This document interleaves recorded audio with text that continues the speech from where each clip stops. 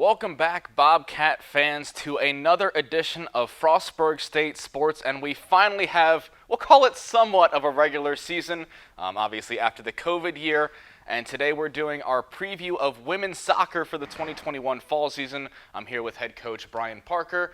Coach, what is just your overall outlook for this fall in terms of how the team looks and everything that's going on with you guys? It feels great. You know, we obviously are taking one more giant step forward in our Division II adventure. Have another scholarship class that's arrived for this fall. Large roster, quality roster, returning experienced players. The mix feels very good. And so obviously we can't start this year without first talking about last year and the success that you guys had in your second year in the Mountain East. Obviously with a COVID-shortened season, but you really did success under your own rights, finishing 6-1-2 in the conference, had a stretch where I believe it was you only allowed one goal in 4 or 5 games, reached the MEC tournament semifinal, were able to host that match. So what lessons from last year can you take into this year with that team and what they learned? That sounded pretty fun. We had a great time last year, and in spite of all of the obstacles with COVID and all the restrictions, we had a very productive, fall, sort of preseason, a long, I would call it semester camp almost. And then we had a wonderful spring. The girls did everything asked of them in terms of protocols and managing the virus and the effects on classes and campus. So I feel like we have a bit of an advantage coming into the year because we did have a productive year. We didn't really have we had some seniors obviously made personal decisions, professional decisions to start their lives, and that was understandable. But we had a wonderful team, high commitment level from those players, and we obviously we didn't score as much as we like. We allowed a few, goals that we would love to get back. Of course, any team does that.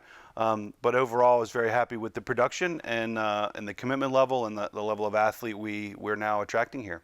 And so you talked about last year you had a really good fall leading up to that spring season, and then players had testing, classes were different for them. Has it been a relief to some of the players where they have a bit of like a normal preseason, again I put that in quotes, to get their bodies right? Obviously some had injury problems last year, which obviously you can't control everything, but has it been, a bit calming for them to have this? So life is full of trade-offs, I would say, right? Because all of a sudden we're in a 2-week residential preseason camp where we're training every day, multiple times a day on some days, and it's rigorous. It's really rigorous. So it's been great in terms of team bonding and just focusing on our, what we're doing. Classes haven't started yet. So there's a lot of huge advantages built into the camp in terms of just getting used to the campus and the environment and the training and the teammates, and that's been awesome. I think it's been rigorous on a lot of them. We're having some muscular issues here and there and a lot of fatigue. So just managing the volume of training and building in the right kinds of rest days has been important, but it does feel kind of normal. And so a pretty unique advantage in this year's team is, and you said that seniors last year and some players made decisions for their own personal reasons that were validated, but from last year's team, a lot of that roster comes back, almost the entire team that had that much success, where a lot of teams also can say that as well. We're not going to be sure entirely what the whole conference outlook is, but how valuable is it to have that much experience returning from what last year was a relatively young roster, considering what they had been through their transition up to Division II? So I think this is going to be a very fun year around the country to look at preseason rankings and prognostications and realize that we don't know as much as we don't know. There's going to be a lot of players returning to teams that took time off. Players never even arrived possibly last year on some rosters. Like I said, we felt like we had a pretty big advantage because we had pretty much all of the players we expected really arrived and trained for the full year and earned credits and obviously are progressing toward their degrees. All of our committed players arrived in the fall from this class of 21. So we're really excited. And I think that when people look at our team and they try to estimate where we might be, a huge percentage of it is going to be pretty accurate. We've added some pace and some quality, of course, from our freshman class, but we feel like we are kind of hitting the ground running for sure and have a bit of an advantage. But again, I'm sure there's going to be quality players just appearing on lots of rosters. Absolutely. You talked about some of the preseason rankings. You guys actually ranked number 21 in the United Soccer Coaches preseason poll for the entire country, and As with any rankings, sometimes you have to take it with a little bit of a grain Sure. of salt because a lot of teams last year didn't play. I remember you saying that the entire PSAC didn't play last year. There's a lot of quality teams in there. But you guys, again, in your own right, in a way, deserve that ranking because of how you performed within the spring and how much is coming back. So is there an expectation on this team, or they really don't pay attention to that kind of ranking either? So I usually like to say that we try to be the master of low expectations and we love being the underdog, here at Frostburg. But now I guess we're out there and people know that we have a good team and the ranking is what it is. You can only rank the teams that are playing. And so, of course, we're appreciative of the Coaches Association for, keeping the committee going and paying attention to results. And we certainly are happy and thankful to have had that recognition. We did have a good season. We're going to play 2 PSAC teams right away to start the season. We'll probably be doing that for the indefinite future. So we'll see. Again, those teams didn't do much last year competitively. So who knows what we're going to get out of Shippensburg and Kutztown. But they'll be good. They'll be good. And we'll find out if that ranking really is worth very much. But we have a nice plaque in the office, and it's never going to go away. So we did have a good year, and it was a nice reward for the players. But no, you don't really put a lot of weight into rankings. I think the second or third week ranking, let's see where we are, right? Absolutely. And so we'll get into some of the individual players on this team. We've been talking about kind of the team as a whole, but some of the individuals, again, a lot of them returning, and we'll start in the very back with Ashley Bilger in goal, who last year was, simply put, just a stud in the back line, could distribute with her feet, made some really athletic saves, just a very good all-around player, and she has the depth behind her where she can't slack off at any moment because they could step in right away. You've added a freshman goalkeeper as well to add competition. So I don't know there's a coach in the country. If your sport has a goalkeeper, in your sport, you want that position to be secure and have confidence in that position. And obviously it's awesome that we have that. Ashley is terrific. She's everything we expected. She's more than we expected. Her training habits and leadership has been awesome. She's gracious, hard worker, just nothing to not like about her. But we do have other keepers, other older keepers actually, in Taylor and Steph Vajetzi, who have started for us and played significant minutes. So there's no question that there's competition at the position, and Ashley realizes that and has responded well. Katie Stern, local product, is the 4th keeper we added this year from the first, in our first year class. She's got work to do. She's an athlete. She's a competitor. She's done awesome things in the goal-making saves, but she's a bit undertrained. So she's going to probably have the highest growth maybe of the keepers, throughout the year. So it'll be exciting to see what happens with her. But Ashley Bilger's already, as a sophomore, a bit of a leader on our team. And yeah, she's terrific, and we're happy to have her. Yeah, and we've talked kind of just in the office and passing about the personalities of every goalkeeper that you have, and they're just all so supportive of one another. And it's just great to see in a team that everyone is behind each other's back, and there's no, well, I'm not starting, so I'm going to be fussy, and everyone's just very, very supportive and encouraging of one another. So we'll go into the defense then, of which the back 4 that you had last year all returning again, with Jamie Tutullo at right back, and then you have Abby Dennis, Mackenzie Fulch in at center backs, Mina Del Barello in as a left back, even though she's a right-footed player. But certainly made it work, and that was a very solid unit, again, with that defensive record that you guys had, with all of them coming back. And then you have a couple of pretty talented freshmen that are going to come in for competition for places. No question about it. Love those players. Those returning players are terrific. Fulch and Abby Dennis are wonderful center backs. And, of course, you have a massive advantage in terms of coordinating the movement of the players and how they sort of manage threats, to the space and things. And so they've been very good in preseason. Carolyn DeSena basically put up the best mile time in preseason testing and is an outstanding athlete.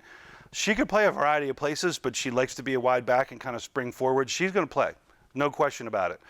She's going to get some minutes, and there's going to be more of a rotation in a lot of areas of the field for us this year, and I think a lot of players are going to get minutes. Carrie Horine had a pretty good preseason. She's got a little bit of a quad injury right now, but she was really coming on strong and had a great start. She's good enough to play in there, and you don't rotate center backs much, but Carrie was really, really close, I think, to getting minutes, and we'll see how she gets through the preseason, but she's really close. May Homan, another first-year player, is really close. We've got terrific backs. Julia Phillips, returning player, got herself really fit and is also really close. So it's going to be a bit of more of a rotation than we've had, but obviously that core returning group will be fun. And if all else fails, we'll get into the midfield. Hannah Thompson can step in, as she did for a few games last year. Yeah, and we'll talk about her in the midfield with her and Caroline Burton, just engines that can just run the entire game. Don't need to be subbed off if they don't have to be, just because they have that amount of stamina. And then Ashley Chu as well, and Leela Clark that can come in and fill sort of that number 10 position in a way. And a unit that really just outspent a lot of other teams in this conference. And again, just adding depth with some incoming freshmen behind them, that it's a unit that just keeps getting stronger. Yeah, so that was a big difference for us last year, right? We basically started 3 freshmen. Really, Kayla Robinson was maybe the 4th mid as a freshman. So Hannah Thompson has been awesome. She plays in that bit of a deeper position as a 6 or holding center mid. Leela Clark is more of the playmaker and passer. Caroline Burton is a great 8, can just run all day and has incredible stamina. Loves to even overlap the forwards and get chances. And you're right, we do just outrun some people. That's not going to happen in every game, of course, and in every matchup, but we do present matchup problems with our mobility in there. Corey Striano, rising senior, is another sort of technician in there who's really good with the ball. She's really good in spells and is also a good playmaker. Catherine Smith, first-year player, was our overall fastest player in all of our preseason testing. She's a really solid, strong center mid. You're going to love her mobility and pace. Great ball winner, loves to win high balls. But it's hard for her to probably get in the rotation because of the crazy quality we have there. But she's really close. She's going to be an impact player here. I think she's probably among the first-year players, maybe the biggest surprise. Somebody we recruited a little late in the process, and she has family here and is connected to the school for other reasons. But wow, she got really fit, and pound for pound is one of the strongest players on the team. You're going to be impressed with her. And then we do sometimes use Tony in there, right? Tony Fiaco-Miser can play as a 10 sometimes. It's just nice to pull her off of that front line and get her on the ball a little bit more, because her passing and skill running with the ball is awesome. So she'll be a little bit of a surprise, and we can use Audra Curtin there if we need to as a center mid also at times. So we have some options, but great athleticism in midfield for sure.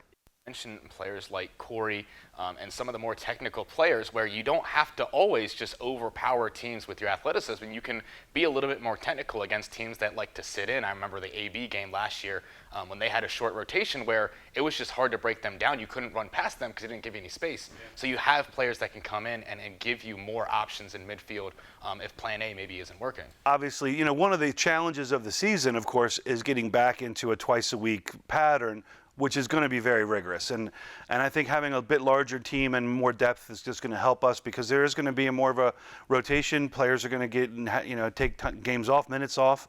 So there's no question it's about matchups, but also fatigue and sort of the pattern of the game flow is going to be interesting how we manage it. We'll get finally into the forward line then, and just a lot of options in there as the midfield, and something certainly you're not going to complain about as a coach, but it gives you a lot of thinking. We mentioned Tony Fiaco-Miser, Audra Curtin, Lexi Pate, Ashley Chu.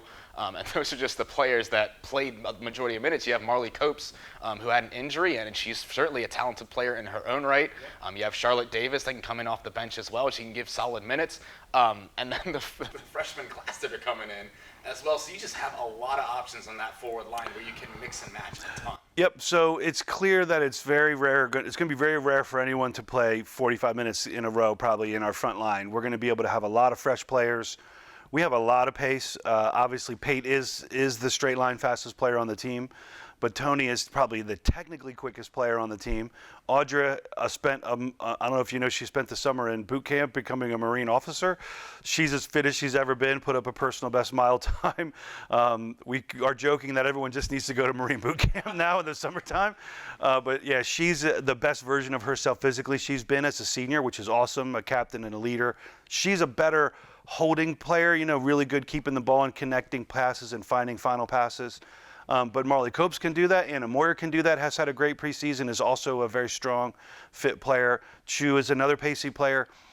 In the freshman class, Mackenzie Alonso has probably had the biggest impact in terms of just her quickness and speed. She's like one of the 2 or 3 fastest players on the team, straight line pace.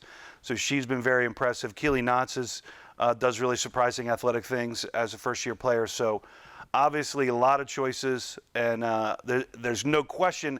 It's going to a lot of times be who's, we use this word in form, in soccer. Who's in form, who's scoring, who's feeling good. And a lot of it is going to be playing for matchups and deciding, what things we can take advantage of. But there's no question that we're going to start a game and go to the bench 15, 20 minutes in, and we're going to be better some places. And I think that's going to be a nice surprise. It's obviously great as a coach to have those options, but we're going to surprise some people, yeah. It's obviously very early in the season. Season hasn't even started yet. Obviously, that's next Friday with your first game. But where do you see sort of the heights of this team in terms of where they can get to this season? And a very talented MEC, which we learned last year, brings back a lot of quality, and even our own division, Notre Dame picked to win the North, but we were right there with them the entire way last year. What is your sort of highest expectation of this team? Well, clearly we are, you think of the season in sort of stages, right? What can we do in the non-conference season relative to the PSAC teams we play? Make a bit of a statement. Us and Charleston are going to play Shippensburg and Kutztown. So that's kind of a statement for us as a conference to see how we do. And I'm sure other MEC teams will play PSAC teams, and that's kind of a preview of what the postseason might look for the MEC teams. Obviously, we're not eligible yet, but our ultimate goal is to be standing there with the MEC trophy and be, kind of upset that we can't play in the NCAA tournament yet because of the 3-year provisional status we're still in as a new Division II school. So it's going to be interesting to see how we match up. And our first goal is to get into the top 3 in our division. The old divisions are gone. That was a one-time thing for the pandemic. So can we get in that top 3, obviously, and qualify for the postseason? Can we get into the top spot and get a home game? You have to win that division now to get the bye, and that would be Notre Dame, right, as the sort of defending champ and favorite, and that's a worthy place for them to be. So I guess Notre Dame is sort of the rival, but we didn't play Fairmont last year. They're a terrific team, and now we're back in the North with them. So I think it's going to be super competitive, and we're excited about all these teams. And, the fun thing about playing in a conference is you become familiar right away. You get to watch the video, do the scouting, do some game planning, and the players can really kind of invest in that game plan and really make it interesting, especially the second time around when you play the conference teams, your division teams the second time. So, well, if we're getting better every day and we're doing a good job of preparing the team and doing good scouting and game planning, we're going to be right there, at the end. And obviously, we'll work on PKs and be a little bit better if we get a shootout opportunity in the postseason. But, we love to get that matchup with Notre Dame and obviously represent the North Division in the tournament and see if we can win it. Well, Coach, I want to thank you for taking the time to come and talk to us today. Obviously, preseason, things are hectic all around this department, and we were thankful to get the space here in the Hall of Fame room to do this interview. But I really appreciate you coming to talk about your team and let the fans know what your expectations are and your viewpoints on the season as well. Thanks very much. We appreciate your coverage and your research, and hopefully we can put on a little bit of a show for you guys. Absolutely, and stay tuned into frostburgsports.com. We'll be doing season previews all of this week and next week, and we'll have some interviews with coaches on the way, so stay tuned. Thank you for watching, thank you for listening, and go Bobcats.